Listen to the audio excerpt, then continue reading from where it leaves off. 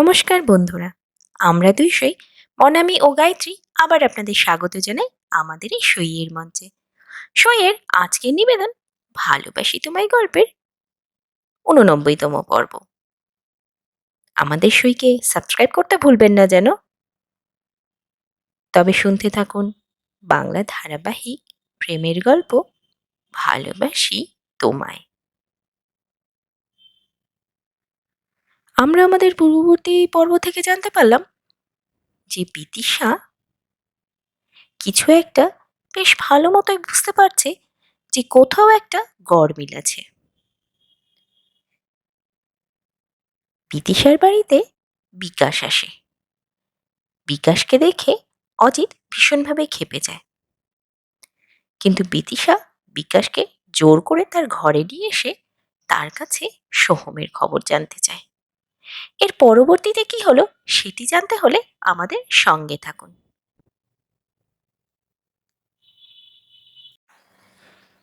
দক্ষিণেশ্বর স্টেশনে নেমে auto reserve করলো সোহম। সেই কোন ছোটবেলায় ছেড়েছে গ্রাম, তারপর পাহাড় ছাড়া আর কোনো গ্রামের সংস্পর্শে সে আসেনি। ধীরে ধীরে জনবহুল এলাকা পেরিয়ে সবুজে ভরা রাস্তায় ঢুকলো। চারপাশে শুধু সবুজ আর সবুজ। কোথাও ধান গেছে স্নিগ্ধ সবুজ, কোথাও কলা গাছের সারি, কোথাও আবার সবুজ মাঠ, কোথাও বা বড় গাছের দল সার বেঁধে নীরব দর্শকের মতো দাঁড়িয়ে আছে, বা কোথাও জলাভূমি, মাঝখান দিয়ে চলে গিয়েছে চওড়া মাটির রাস্তা, বা কোথাও কালো পিচের রাস্তা।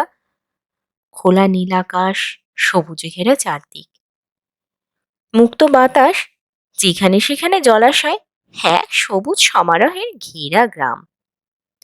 ব্যথায় রক্তাক্ত মন শীতলতায় পূর্ণ করে দিল সোহমের। প্রকৃতির খোলা উদার আকাশে, হাওয়া বাতাসে সোহম যেন নিজেকে অনেকটা স্বাভাবিক বোধ করছে। কয়েক জায়গায় অটো দাঁড় করিয়ে বেশ কিছুক্ষণ দাঁড়িয়েছিল। গুমোট শ্বাস বন্ধ পরিবেশ থেকে বেরিয়ে একটু সতেজতা যেন প্রাণ ভরে দিচ্ছে। বিদিশা যেন এই পরিবেশে এসে সোহমের মনে, চিন্তনে, আবেগে, ভালোবাসায়, শরীরে সোহমের সমস্ত অনুভূতিতে দখল করে নিয়েছে। বিদিশা সোহমের অনুভূতিতে এমনভাবে মিশে গিয়েছে কোনো বিচ্ছেদই পারবে না দুজনকে আলাদা করতে। এই অনুভবের বিদিশা একমাত্র সোহমের আত্মার সাথে মিশে গিয়েছে। সোহমের মন থেকে বিদিশাকে হারানোর ভয় কেমন যেন উবে গেছে। সোহম বুঝতে পারছে শারীরিক উপস্থিতি বিদিশার নাই বা থাকুক, অনুভবের বিদিশা একমাত্র সোহমের। কোনো শক্তি হার বিচ্ছেদ ঘটাতে পারবে না। একটি জলাশয়ের ধারে বেশ কিছুক্ষণ দাঁড়িয়েছিল সোহম। অটো চালক দূরে দাঁড়িয়ে বিড়িতে শোক টান দিচ্ছে। সোহম অটোর কাছে এসে বলল, ভাই চলো। অটো চালক বিড়িটাকে ফেলে পায়ে ডলতে ডলতে একটু দৌড়ে এসে অটোতে বসতে যাবে, কোত্থেকে দুটো ছেলে একটা ছিপ আর একটা বালতি নিয়ে উপস্থিত। একগাল হেসে জিজ্ঞেস করলো, কোথায় যাবেন? সোহম কিছু বলার আগে অটো চালক ভ্রু আর চোখ মুখ খুঁচিয়ে বলল, কি দরকার জেনে? রিজার্ভ করা অটো, হবে না। ছেলে দুটোর মুখ কেমন যেন একটু শুকিয়ে গেল কথাটা শুনে। সোহম জিজ্ঞেস করলো, কি দরকার? বারমুডা আর হাফহাতা গেঞ্জি পরিহিত ছেলেটি বলল, দাদা, কর্ণমাধবপুর যাব। আপনি তো একাই যাচ্ছেন, ওদিকে গেলে একটু নাপিয়ে দেবেন? যা ভাড়া হয় আমি শেয়ার করে নেব, ওই নিয়ে চিন্তা করবেন না। সোহম একটু চুপ করে থাকে। গত কদিন থেকে যা গেল মনের উপর দিয়ে যদিও কথা বলার বা মেশার কোনো ইচ্ছেই তার আর নেই, কারোর সাথে, তবুও কেমন যেন সোহমের মন টানলো ছেলেটির সাথে কথা বলার জন্য। এদিকে তো কিছুই জানাশোনা নেই, যদি ছেলেটি কোনো ইনফরমেশন দিতে পারে সুবিধেই হবে। হাট যা গেল, চারিদিকে শুধু অবিশ্বাস আর ঘৃণা। ছেলেটার কাছ থেকে তা অন্যরকম কথা শোনা যাবে একটু। উত্তর না হবে এটা জেনে ছেলে দুটো চলেই যাচ্ছিল। সোহম ডেকে বলল, ভাই এসো, নামিয়ে দেব, আমি ওদিকেই যাচ্ছি। অটো চালক চোখ বড় বড় করে বলল, ভাড়া কিন্তু আমি বেশি নেব। সোহম কথাটা গায়ে লাগায় না। অটোতে বসতে বসতে বলে, কোনো ব্যাপার না, চলো। অটোতে বসে ছেলেটি যেন তার গল্পের পেটি খুলে বসলো। সাথে থাকা অন্য ছেলেটি সঙ্গ দিচ্ছে শুধু। ছেলেরাও যে এত কথা বলতে পারে তা একে না দেখলে বোঝা যায় না। ছেলেটির নাম সুমন মণ্ডল, এই কর্ণমাধবপুরেরই থাকে। বাবা চাষি, জমি জমা ভালোই আছে। ছেলেটি বাংলা নিয়ে বিদ্যাসাগর কলেজে পড়ে এবং হোস্টেলে থাকে। ওখানে ভালো লাগছিল না দেখে কদিন বাড়ি এসেছে ছুটি কাটাতে। সাথে থাকা ছেলেটি ওর ছেলেবেলার বন্ধু, গ্রামেই থাকে। নিজের কথা বলতে বলতে হঠাৎ করে ছেলেটি থেমে গেল। কিছুক্ষণ সোহমের দিকে তাকিয়ে বলল, তা আপনি কোথায় যাচ্ছেন? চেনা মুখ তো নয়।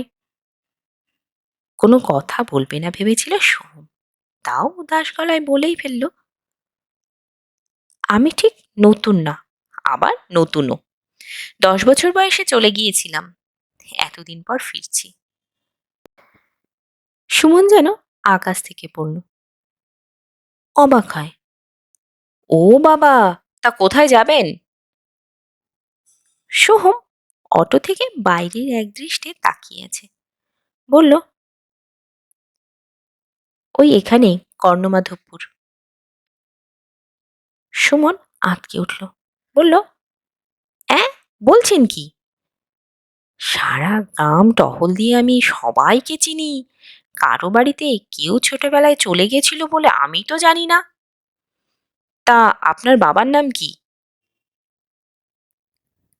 কথাটা শুনে সোমের বুকটা ছ্যাঁত করে উঠল। একগাদা বিষাদ স্মৃতি মনটাকে ঘিরে ধরেন, পুরনো সব ঘাগুলো যেন তাজা করে দিল। ভীষণ বিরক্ত হলো সোহম।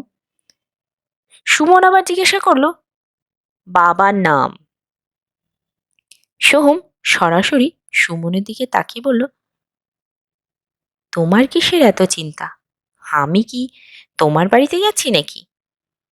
অটোতে উঠতে দিলাম, ঠিক আছে, এত প্রশ্ন কিসের? কথাগুলো বলে আবার মুখ ঘুরিয়ে নেয়। সুমন ও তার বন্ধু দুজন দুজনের দিকে তাকিয়ে চাওয়াচাবি করে চুপ করে বসে থাকে। অটোর মতো চলছে। হঠাৎ করে সোহমের চোখ পড়ে রাস্তা থেকে কিছুটা ভেতরে একটা কালচে ধূসর, মনে হয় এককালে সাদা রং ছিল, একটি দোতলা বাড়ি। সোহমের সেই ছোটবেলার আবছা স্মৃতি কেমন যেন সজাগ হয়ে ওঠে। স্কুল থেকে ফেরার সময় মা ওই বাড়ির ছাদে উঠে থাকতো এক পিঠ চুল ছেড়ে। সোহম বাড়ির কাছে যেতে না যেতেই মা ছাদ থেকে দৌড়ে নামতো। সোহমের কাজ ছিল হাঁকে মাকে জড়িয়ে ধরা। তারপর সারাদিনে স্কুলের খবর নিয়ে দুজন গল্প করতে করতে বাড়ির ভেতরে ঢুকতো। বাড়িটা কেমন যেন সেই ধূসর স্মৃতিকে সজীবতা এনে দিল। সোহম একটু উঁচু গলায় অটো চালককে বলল, এই দাঁড়াও দাঁড়াও দাঁড়াও, এখানেই নামবো। সুমন অবাক হয়ে জিজ্ঞেস করলো, এখানে কার বাড়ি আবার? সোহমের মুখে এক অদ্ভুত খুশি উজ্জ্বলতা পাচ্ছে। ব্যাগ নিয়ে নামতে নামতে আঙুল দিয়ে দোতলা বাড়িটিকে ইশারা করে বলল, ওটা আমার বাড়ি। সুমন যেন ভূত দেখল, লাফ দিয়ে অটো থেকে নামতে নামতে জিজ্ঞাসা করলো, বলছেন কি? ও তো সুগন্ধার বাড়ি। সে তো ভূত হয়ে গেছে। সোহম কিছু বলে না। পকেট থেকে ভাড়া বাবদ আরো 200 টাকা বেশি অটো চালককে দিয়ে বলে, এদের বাড়ি পৌঁছে দিও। তারপর সোহম ব্যাগ নিয়ে ধান গাছের আলে রাস্তায় নামতে নামতে বলে, আমি সুগন্ধার ছেলে। সোহম আর কথা বাড়ায় না, ব্যাগ নিয়ে বাড়ির উদ্দেশ্যে হাঁটতে শুরু করে।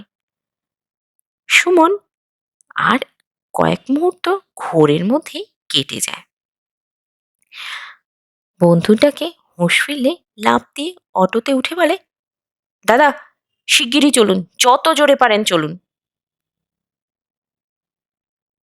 বিকাশের বউয়ের শরীর ভীষণ খারাপ থাকায় সেদিন আর সোহমের ফ্ল্যাটে আসতে পারেনি।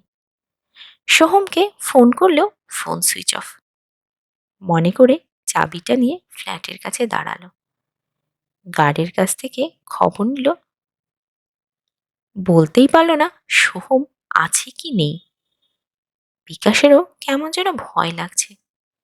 প্রথমে নক, কলিং বেল বাজিয়ে যখন কোনো কাজই হলো না, ধীরে ধীরে লক খুলতেই বিকাশের চক্ষু চড়ক কাজ। বিকাশের আর মাথা ঠিক রইল না। চারিদিকে লণ্ডভণ্ড অবস্থা। কোনো রকমে প্রায় দৌড়ে শোয়ার ঘরে ঢুকতে ফ্যানে ঝুলানো দড়ি দেখে বিকাশের আত্মা কেঁপে ওঠে। কাঁপতে কাঁপতে ভীষণ সন্তর্পণে সবকিছু দেখতে থাকে। সত্যি কোনো অঘটন ঘটেনি তো? মনে ভয় চারা দিয়ে ওঠে। এমন সময় সোহমের ফোনটা নজরে আসতে দেখে একটা চিরকুট লেখা আছে, সোহমকে কেউ যেন না খোঁজে। দেখা মাত্রই বিকাশ আর দেরি করে না।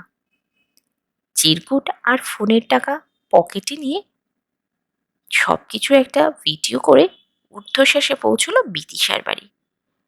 ঢুকেই দেখে বিদিশার বিদিশার মা দুজনে ব্রাহ্মণের সাথে কথা বলতে ব্যস্ত। বিকাশকে দেখে বিদিশা ইশারায় অপেক্ষা করতে বলে। বেশ কিছুক্ষণ পর বিদিশা বিকাশকে নিয়ে ঘরে ঢুকলো। ঘরে ঢুকতেই অরুণা দেবী আর অজিত বিরক্ত হলেও এই অবস্থায় আর ঝামেলা করতে চাইলেন না। অজিতকে শ্রাদ্ধ শান্তি পর্যন্ত একটু ধৈর্য ধরতে বললেন। যা টাইট দেয়ার এসবের পরেই দেবেন। বিকাশ ঘরে ঢুকে বিদিশার কোনো কথা বলার অপেক্ষা রাখেনি। মেঝেতে হাঁটু মুড়ে মুখে হাত দিয়ে বসে গেছে। বিদিশা বিকাশের কাছে আসতেই বিকাশের কাগজের টুকরোটা বিদিশার হাতে গুজে দেয়। চিরকুটটা পড়ে আর বিকাশের কাছে সবকিছু দেখে শুনে বিদিশার পায়ের নিচ থেকে মাটি যেন সরে গেল।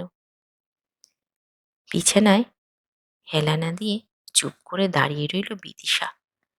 কারো মুখে কোনো কথা নেই। বিকাশ কি সান্ত্বনা দেবে বুঝতে পারে না। ধীরে ধীরে উঠে চলে যেতে গেলে বিদিশা বলে, বিকাশ দা, আমার একটা কাজ করে দেবে? বিকাশ সম্মতি জানাতেই বিদিশা বলল, প্লিজ তুমি ইনস্টিটিউটে যাও, সেখানে সেন্টার হেডের নাম আয়ুষিদি। আয়ুষিদির সাথে দেখা করে বলবে আজ যেন অবশ্যই আমার সাথে দেখা করতে আসে। বিকাশ আর কথা বাড়ালো না, ঘাড় নাড়িয়ে বিদায় নিল।